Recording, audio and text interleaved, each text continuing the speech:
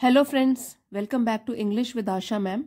आज जो मैं आपके लिए स्टोरी लेकर आई हूँ वो सोशल इशू के ऊपर आधारित है। सोशल, सामाजिक इशू, सामाजिक मुद्दे पर आधारित है। टाइटल ऑफ द स्टोरी वो है भोली। और भोली जो है वो एक विक्टिम है, मतलब कि पीड़ित है वो दो तीन चीज़ों से। एक तो है जेंडर बायस। बायस, BIAS, इसको बोलते हैं बायस, मतलब भेदभाव। किसके आधार पर भेदभाव? जेंडर, क्योंकि वो लड़की है तो लड़की होने के नाते क्या भेदभाव किया जाता है उसके साथ। एक तो ये विक्टिम है, इसकी पीड़ित है। दूसरी है फिजिकल डिसेबिलिटी। कौन सी डिसेबिलिटी है? शारीरिक तौर पर, इसके कारण वो बिल्कुल नॉर्मल चिल्ड्रन की तरह बिहेव नहीं कर पाती। और तीसरा हो गया अपीयरेंस। अपीयरेंस मतलब जैसा दिखती है वो, तो कैसी दिखती है, क्या है, ये सब पढ़ेंगे। इससे पहले आपको एक पिक्चर दिखा दूं। इसमें आप स्टोरी के ज्यादातर कैरेक्टर्स देख सकते हो। ये है भोली, छोटी लड़की है। नाम तो इसका रियल में सुलेखा है। तो अभी स्टोरी पढ़ते हैं। ये है उनके फादर रामलाल, भोली के फादर। तो ये अमीर है, गांव में रहते हैं लेकिन अमीर है। इनके 7 बच्चे हैं, 7 बच्चे हैं, और लेकिन इन पुराने ख्याल के हैं। और ये है इनकी माँ, भोली की मदर। ये भी पुराने ख्यालात की हैं और भोली की ज्यादा देखभाल भी नहीं करती हैं। ठीक है, फिर और कैरेक्टर्स जो आएंगे वो हम स्टोरी के साथ साथ पढ़ेंगे। तो आइए स्टोरी शुरू करेंगे।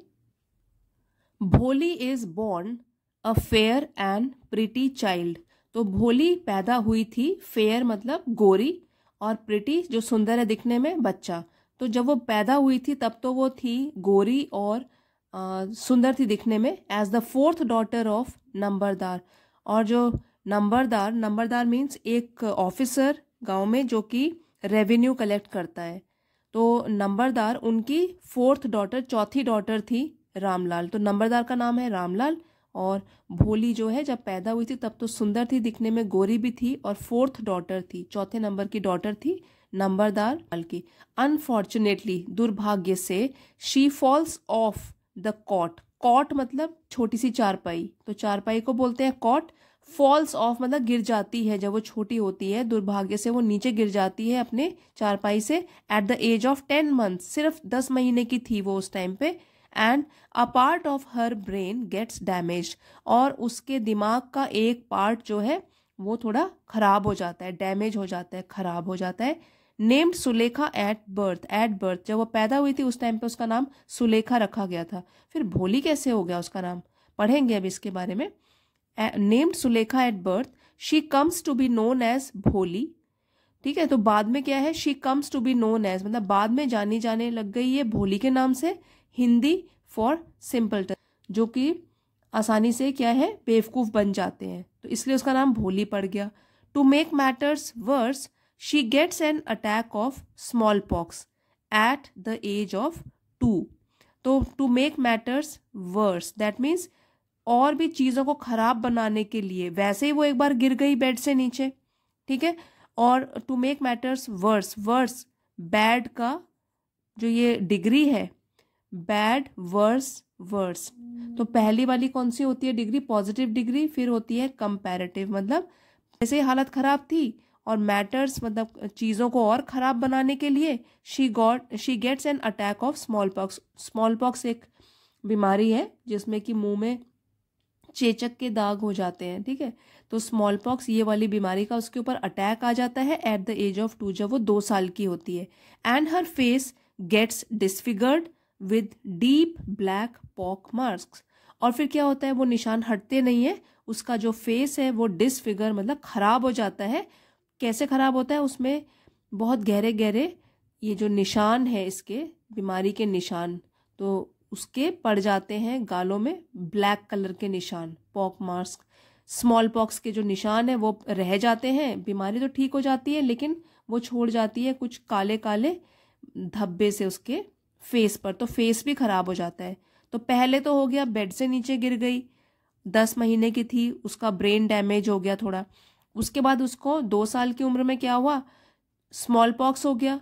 तो बीमारी तो ठीक हो गई लेकिन चेचक के दाग उसके फेस पे रह गए। Till the age of 5 she is unable to speak. साल तक की एज में पहुंचने में she is unable to speak. Unable मतलब सक्षम नहीं हो पाती बोलने में, बोल भी नहीं पाती है 5 साल की होने पर। And finally she does. और फाइनली आखिर में जब वो बोलती है, व्हेन शी डज, जब वो बोलना शुरू करती है, she begins to stammer. Stammer, ठीक है, स्टैमर का मतलब होता है हकलाना। जो लोग अटक अटक के बात करते हैं उनको बोलते हैं स्टैमरिंग। ही स्टैमर्स, शी स्टैमर्स, तो हकलाकर बात करने वाले इसको बोलते हैं स्टैमर। तो जब उसने सीखा बात करना तो तब क्या था, स्टैमर करके बात करती थी, अटक अटक के बात करती थी। The other children made fun of her, दूसरे बच्चे, अब बच्चे तो छोटे ही हैं, उनको क्या पता क्या सही है क्या गलत, जब वो उसका मजाक उड़ाते थे। Make fun of her when she talks, जब वो बात करती थी तो दूसरे बच्चे उसका मजाक उड़ाते थे क्योंकि वो अटक अटक के बोलती थी। So Bholi begins to talk very little, तो इसका नतीजा क्या हुआ, भोली ने बहुत कम कर दिया बात करना। अब बच्चे भी बहुत सेंसिटिव होते हैं, छोटे हैं लेकिन उनको भी फर्क पड़ता है अगर उनके साथ दूसरे लोग अच्छा व्यवहार ना करें। तो वो क्या करती है, Bholi begins to talk very little. अब कॉन्फिडेंस बिल्कुल चला गया उसका, वो बहुत कम बात करने लगती है। भोली is the youngest child among 7 children, तो भोली जो है बिल्कुल सबसे छोटी है, यंगेस्ट है, यंगेस्ट चाइल्ड मतलब सबसे छोटी है, अमंग 7 चिल्ड्रन, 7 भाई बहनों में से, जिसमें कि 3 sons and 4 daughters. 3 sons that means उसके 3 भाई हैं और 4 डॉटर्स, मतलब रामलाल की बात हो रही है, उसके पिताजी के हैं 3 सन्स एंड 4 डॉटर्स। तो भोली के तो हो गए भाई बहन, 3 भाई 4 बहनें, तो ये सबसे छोटी है। Her father is a prosperous farmer, तो उनके जो फादर हैं, भोली के फादर, उनके पिता, वो हैं प्रॉस्पेरस फार्मर, अमीर है, फार्मर किसान है, अमीर किसान है, वेल ऑफ है, अच्छा पैसा है उनके पास। And all his children except Bholi are healthy and strong, all his children, सभी बच्चे उनके, एक्सेप्ट, इसको बोलेंगे एक्सेप्ट मतलब इसके अलावा, भोली के अलावा। ये जो है बहुत कंफ्यूजिंग वर्ड है, एक होता है ACCEPT, एक्सेप्ट, तो उसके साथ कंफ्यूज नहीं करोगे, उसके ऊपर मैं अलग से वीडियो बनाऊंगी वोकैबलरी का। अगर आपको चाहिए आप कमेंट्स में बता सकते हैं कि आपको वोकैबलरी के वीडियो सेपरेटली चाहिए या नहीं, ठीक है। यहाँ पे एक्सेप्ट का मतलब है इसके अलावा, भोली के अलावा सब लोग हेल्दी भी हैं, स्वस्थ हैं, स्ट्रॉन्ग है और बिल्कुल ठीक ठाक है बाकी भाई बहन। Her brothers are first sent to schools and then to colleges in a city, ठीक है। तो उनके जो भाई हैं वो उन लोगों में से हैं पहले जिनको कि स्कूल भेजा गया और फिर कॉलेज भेजा गया सिटी में, मतलब गांव से शहर पढ़ने के लिए भेजा गया भाइयों को। But the sisters of Bholi are not given any education, लेकिन जो भोली की बहनें हैं, बड़ी बहनें हैं जो उनकी, तो उनको कोई पढ़ाई के लिए स्कूल नहीं भेजा गया, उनको एजुकेशन नहीं दी गई। As sending girls to school was not considered proper by the villagers. अब ये गांव की कहानी है और पुरानी है, पहले लिखी गई है, तो उस टाइम पे गर्ल्स को स्कूल भेजना was not considered proper by the villagers, तो विलेजर्स मतलब कि दूसरे गांव वालों के द्वारा लड़कियों को स्कूल भेजना उस टाइम पे अच्छा नहीं माना जाता था। Bholi's eldest sister Radha is already married, भोली की जो सबसे बड़ी बहन है, ठीक है, 4 बहनें हैं आपको पता है, तो भोली सबसे छोटी है, तो उसकी सबसे बड़ी बहन जिसका नाम राधा है उसकी ऑलरेडी शादी हो चुकी है। And Mangala the next is engaged, और जो दूसरी बहन है, दूसरे नंबर की बहन है, मंगला है उसका नाम, वो भी उसकी एंगेजमेंट हो चुकी है।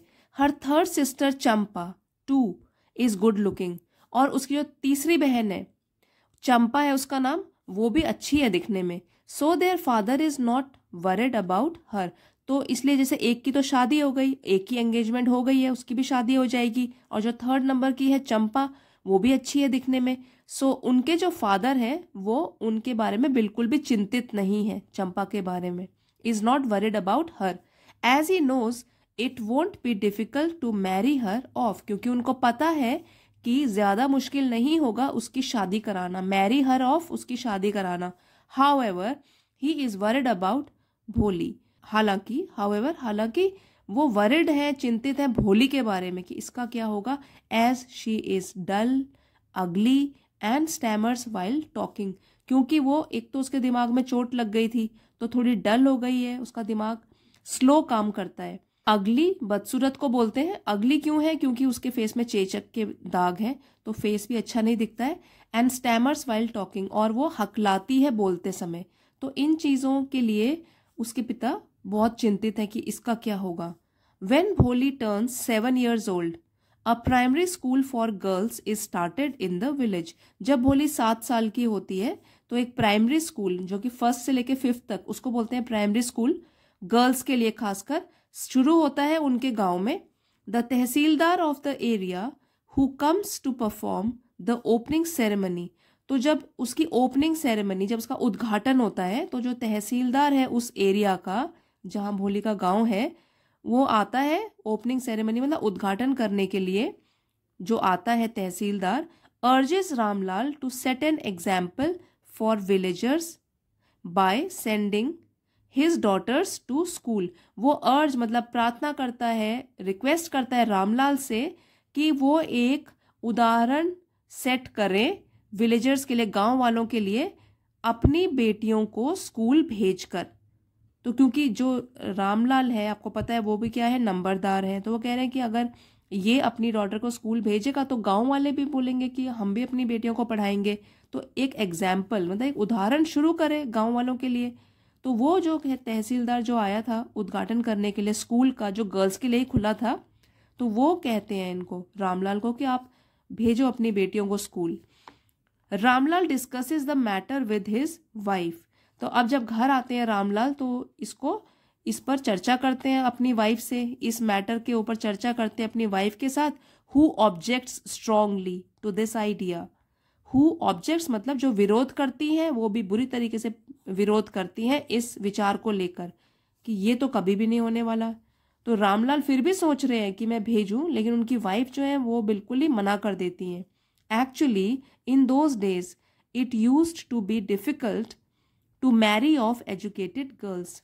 अब जैसे आपको मैंने बताया ये स्टोरी पहले लिखी गई है, तो उन दिनों में, एक्चुअली वास्तव में उन दिनों में, it use to be difficult, मुश्किल हो जाता था, to marry off educated girls. ये उन दिनों क्या होता था कि अगर शिक्षित हो गई लड़कियां तो उनकी शादी कराना बहुत मुश्किल हो जाता था, इसलिए लोग अपनी लड़कियों को स्कूल नहीं भेजते थे।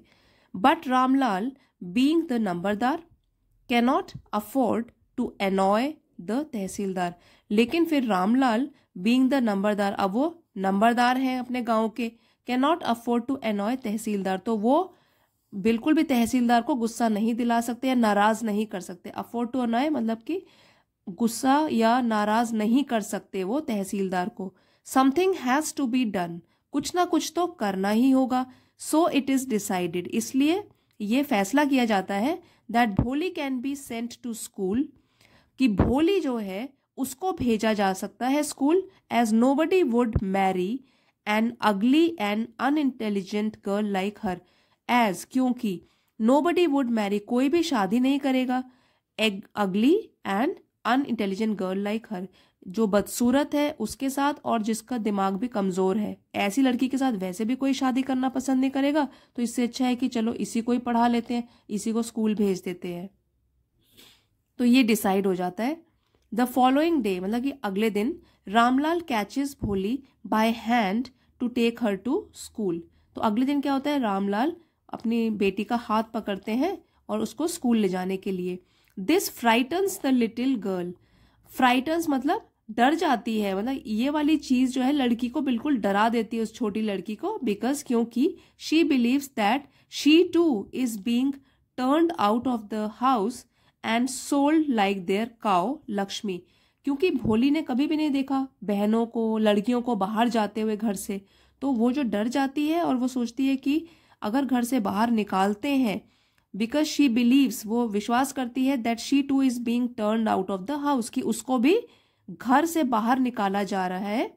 And sold like a cow, जैसे उनकी काउ, जिसका नाम, काउ मतलब गाय, जिसका नाम लक्ष्मी था, उसको घर से बाहर निकाला गया था बेचने के लिए, उसी तरीके से इसके पिताजी घर से बाहर निकाल रहे हैं। Ramlal tells his wife to give some decent clothes to Bholi so that the teachers and school girls. तो अब रामलाल अपनी वाइफ को बोलते हैं कि भोली को कुछ ढंग के कपड़े, डिसेंट क्लोथ्स, ढंग के कपड़े दे दो, सो that the teachers and school girls do not gather a bad impression about them. ताकि, सो दैट, ताकि टीचर्स मतलब जो शिक्षक होंगे स्कूल में या शिक्षिकाएं होंगी और जो अगली बाकी लड़कियां होंगी, do not gather a bad impression, वो उन गलत प्रभाव ना पड़े उनके ऊपर, किनके बारे में, कि इनके माता पिता इसको ढंग के कपड़े भी नहीं पहनाते। Bad impression about them when they see her, तो उसको जब ढंग के कपड़े भी पहनाए जा रहे हैं, वो दूसरों को दिखाने के लिए पहनाए जा रहे हैं, अदरवाइज घर में उसको पुराने कपड़े पहनाते होंगे, तो स्कूल के लिए जब भेज रहे हैं तो उसको ढंग के कपड़े पहनाने के लिए उसके फादर उसकी अपनी वाइफ को बोल रहे हैं, ताकि टीचर्स और जो दूसरी लड़कियां होंगी उसकी सहेलियां, स्कूल की कंपेनियन, तो वो कहीं बुरा इंप्रेशन ना बना ले अपने मन में जब वो भोली को देखें। Bholi is not given anything new but is made to wear a clean dress that no longer fitted her elder sister Champa.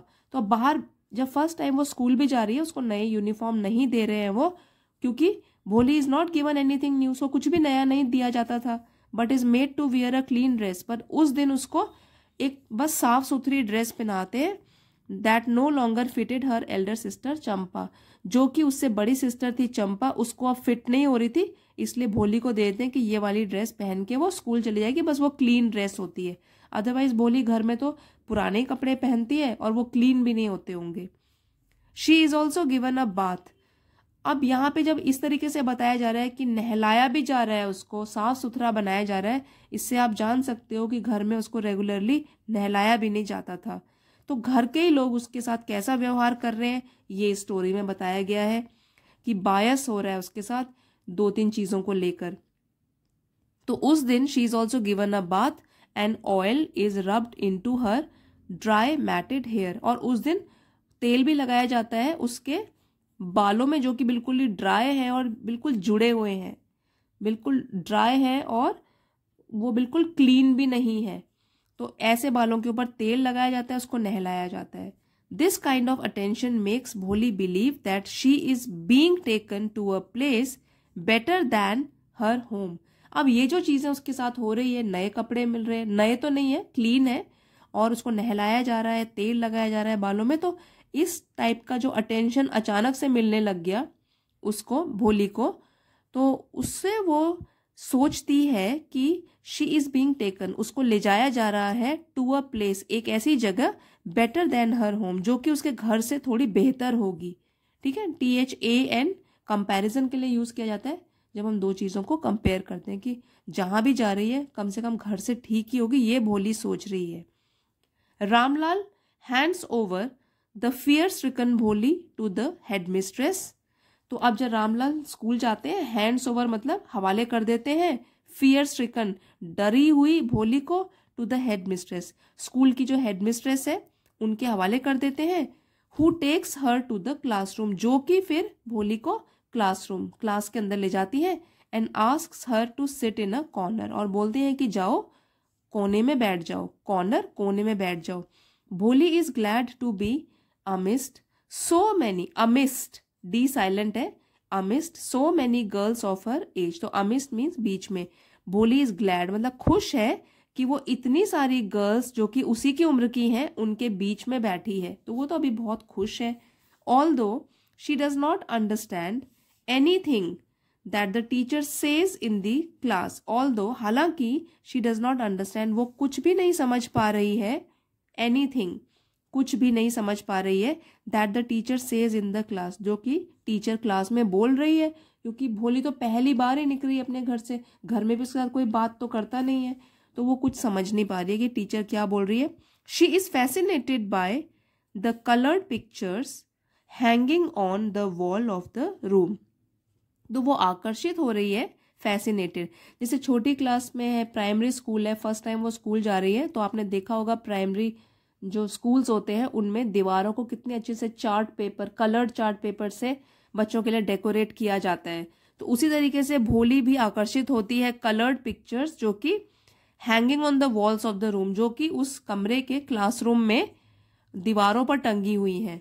While she is busy admiring the animals depicted in the pictures, तो while जब वो busy है, व्यस्त है, admiring the animals मतलब कि जानवरों की फोटो देखने में और खुश हो रही है उनको देखकर, डिपिक्टेड इन द पिक्चर्स जो कि पिक्चर्स में दिखाई जा रही हैं, she suddenly finds her teacher standing beside her, अचानक से, शी सडनली, अचानक से, फाइंड्स हर टीचर, उसको अपनी टीचर महसूस होती है कि साइड में खड़ी है, स्टैंडिंग बिसाइड, बगल में, and smiling lovingly at her, और प्यार से स्माइल कर रही है, मुस्कान दे रही है उसको, भोली को।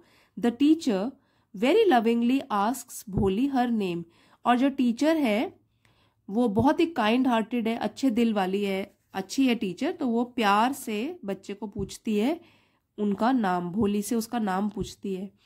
दिस अनएक्सपेक्टेड क्वेरी स्केयर्स भोली, अनएक्सपेक्टेड जिसकी उसने आशा ही नहीं करी थी, क्वेरी मतलब ये जो क्वेश्चन पूछ रही है वो, स्केयर्स डराता है भोली को, मतलब अचानक से ही ये हो गया, अभी तो अपने ख्यालों में डूबी हुई थी, अनएक्सपेक्टेड इसकी उसने आशा भी नहीं की थी कि ऐसा कुछ होगा, तो जो क्वेश्चन पूछा जा रहा है उसकी वजह से भोली डर जाती है।